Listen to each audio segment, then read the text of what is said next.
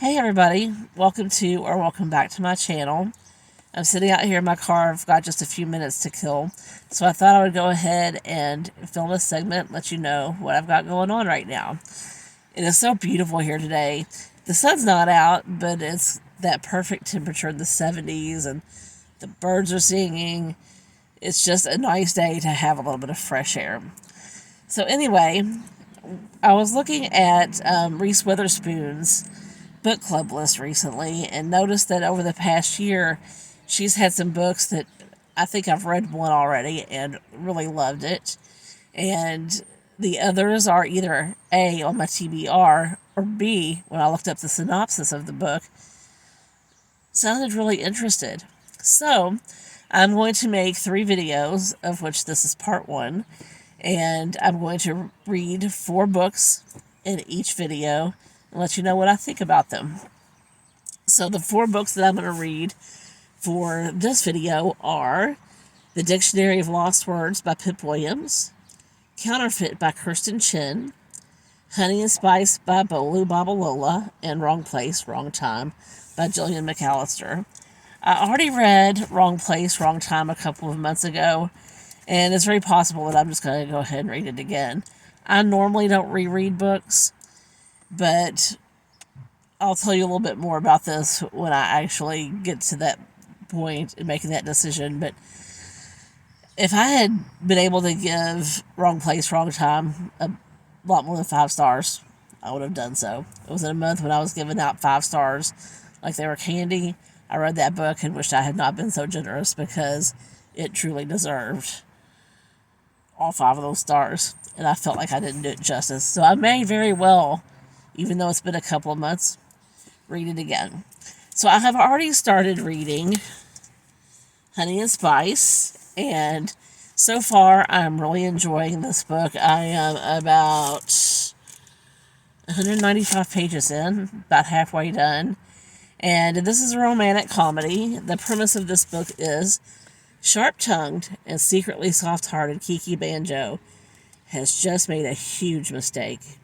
As an expert in relationship evasion and the host of the popular student radio show Brown Sugar, she's made it her mission to make sure the women of the African Caribbean Society at Whitewell College in southern England do not fall into the mess of situationships, players, and heartbreak. But when the Queen of the Unbothered kisses Malachi Corday, the guy she just publicly denounced as the waste man of Whitewell, in front of every Blackwellian on campus, she finds her show on the brink. They're soon embroiled in a fake relationship and try to salvage their reputations and save their futures. Kiki has never surrendered her heart before, and a player like Malachi won't be the one to change that, no matter how charming he is or how electric their connection feels. But surprisingly entertaining study sessions and intimate late-night talks at old-fashioned diners force Kiki to look beyond her own presumptions. Is she ready to open herself up to something deeper? I'm ready to open myself up to something deeper. I normally read rom-coms because I'm looking for something light and fluffy, maybe to get me between 2 heavier books that require a lot of my brain. This book is not that, so far. It has, it's one of the smartest, most intelligent romantic comedies I think I've ever read in my whole entire life. And it has caused me in several places to stop and think. So I've got about 50% more to come back and let you know about, and I will do that as soon as I get done with this book.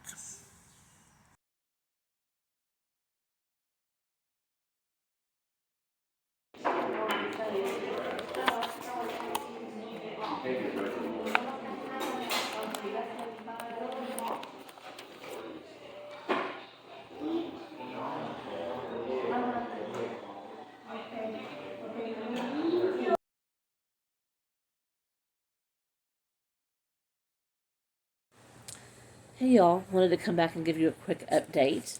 I finished reading Honey and Spice today, which was Reese's July 2022 book club pick. I finished this book in about 24 hours and wound up giving it 5 stars. I really enjoyed the author's writing style. I thought it was witty and charming, and also very believable. The two characters, Kiki and Malachi, I thought she did such a great job of developing these characters, and I really got a good sense of what they were about, and wound up, they were really endearing to me. She really endeared them to me.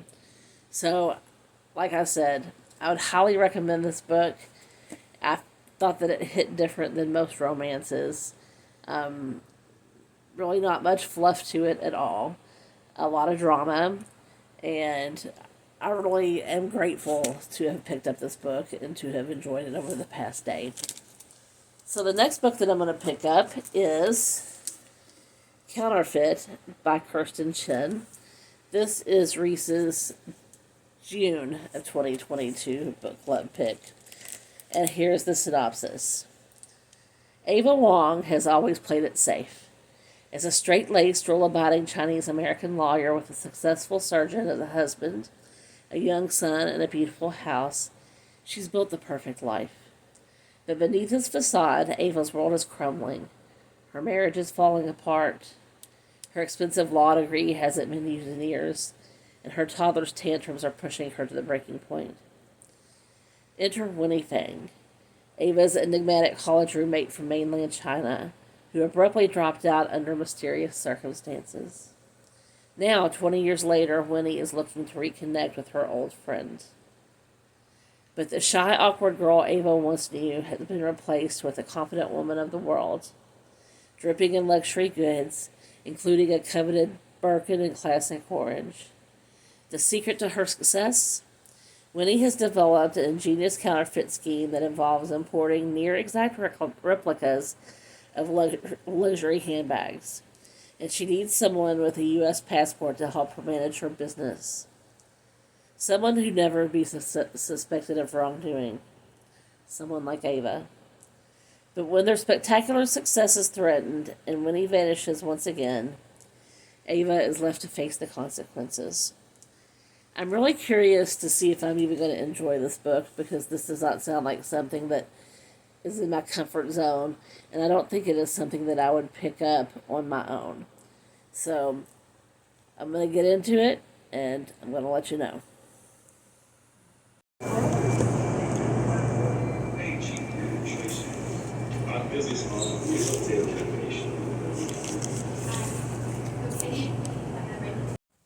I'm back to update you all on Counterfeit.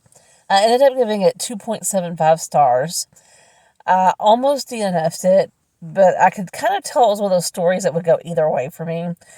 And I was really holding on to hope that I would end up really enjoying it, or at least somewhat enjoying it, which I did. It's not a terrible story, just not my thing. I did not really find the subject matter terribly interesting, although I did get a little invested in a couple of the characters, especially the child character in the story.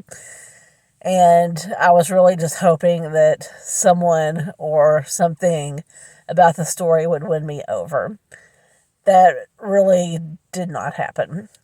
So I hate to say this is probably the lowest rated book I've read in a really long time, and I wish I could say it had a better outcome for me, but it didn't.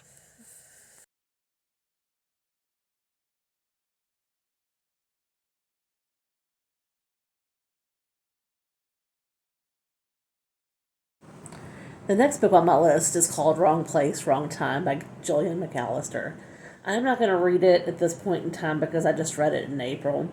It is a book that I wish I could have given 6 stars to, because at the time that I read it, I was giving 5 stars out left and right, and April was a good month for books for me, but this book, when I finally got around to reading it, I was like, wow, I had no idea what 5 stars really were, because this book was head and shoulders above the rest of the books that I had read. The basic question that this book tries to answer is, can you solve a murder, or can you prevent a murder before it has actually happened? Here's the synopsis of the story. It's late October and it's after midnight, and you're waiting for your 18-year-old son who is out past curfew. And as you're watching from the window, he emerges and you realize that he isn't alone. He's armed, and he's walking towards a man. You can't believe it, even though you see it with your own two eyes. Your happy, funny teenage son kills a stranger outside your home. That night you fall asleep in despair because your son is in custody. All seems to be lost until you wake, and it is the day before yesterday. And then you wake again, and it is the day before that. Every day you wake up, and it is another day before the murder actually happened, and you have another chance to stop it. Somewhere in the past lies an answer, and you don't have a choice to find it. Like I said, I would highly recommend this book. It is a page turner. It is a fast read. I really enjoyed it, and I could not put it down.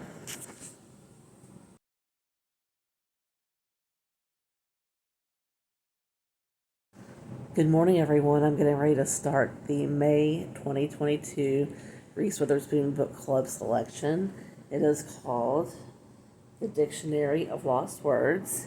It's a debut novel by Pip Williams, and this is based on a true story. Here's the synopsis.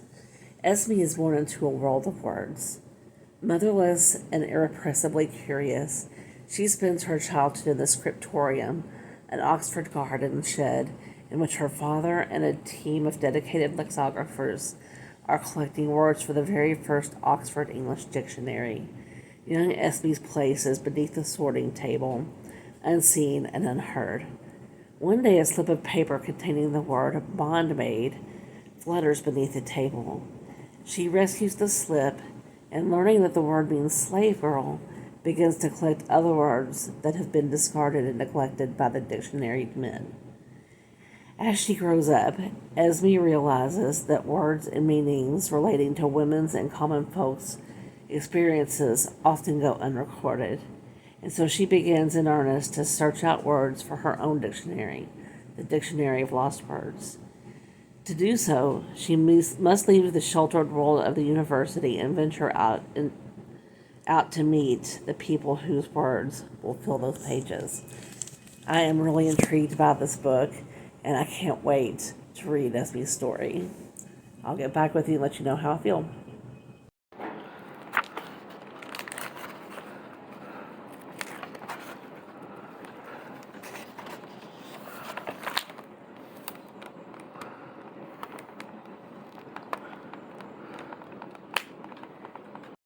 With all this time to read on my hands, I have made it to page 162 in the Dictionary of Lost Words.